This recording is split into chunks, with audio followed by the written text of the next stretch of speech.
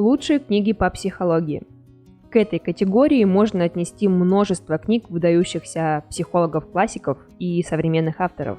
Признаюсь честно, весьма сложно выделить всего лишь десяток из них для топ-10 лучших книг по психологии. Поэтому в данном видео я познакомлю вас с литературой, которую, на мой взгляд, будет интересно прочитать людям, так или иначе погружающимся в тему психологии. Не будем затягивать с долгим вступлением и сразу приступим к книгам. Итак, первая книга называется «Тело ведет счет». Это один из главных бестселлеров 2015 года по психологии. Критики и читатели практически единогласны в своих оценках, о чем свидетельствуют очень высокие рейтинги книги. На сайте Amazon около 1000 положительных ревью, что составляет 95% от общего количества. В основу книги автора Бесела Вандер Колка легли его многочисленные исследования душевных травм и их последствий. Постепенно он пришел к выводу, что классические методы лечения психологических расстройств, а сводятся они в основном к подбору антидепрессанта или нейролептика, устраняют внешние проявления болезни и притупляют ощущения, но при этом не дают устойчивый результат. Вандер Колк использует целый комплекс методов, среди которых фармакология – лишь небольшая часть. Вторая книга называется «Опасные личности». Бестселлер о том, как распознать хищников, нарциссов и других ядовитых людей, с которыми нам, к сожалению, иногда приходится иметь дело. У книги более 100 положительных ревью на сайте Amazon. Сама книга основана на личном опыте работы Джона Варра, автора, в полиции и ФБР. Книга рассказывает о потенциально опасных людях, о том, как избежать встречи с ними, а если это невозможно, как им противостоять. Третья книга называется «Спотыкаясь о счастье». Это международный бестселлер, который неоднократно попадал в списки лучших книг по психологии от авторитетных изданий. Но эта книга вовсе не пособие по достижению счастья, как можно подумать из названия. «Спотыкаясь о счастье» — это захватывающий рассказ о том, как мы заглядываем в будущее и почему так мало знаем о потребностях и желаниях наших будущих «я».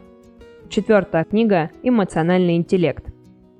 О данной книге я уже упоминала в видео «Стоп книг по психологии», которые есть на нашем канале. Ссылку на данное видео можно найти в описании. Но я хочу повториться.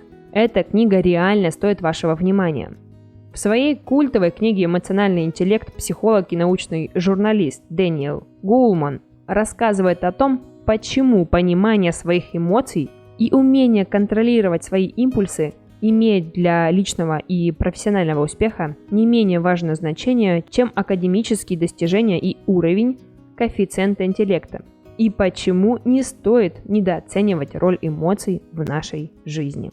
Пятая книга называется «Человек, который принял свою жену за шляпу».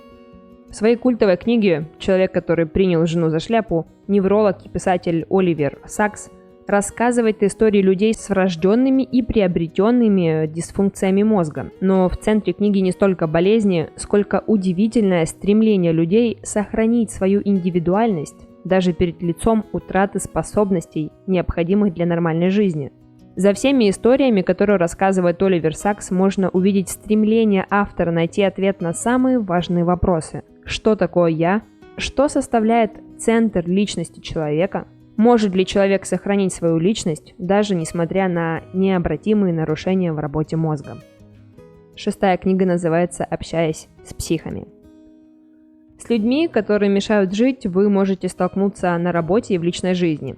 Они становятся причиной страданий и проблем коллег, родных, друзей, снижают производительность организаций, в которых работают, и разрушают отношения.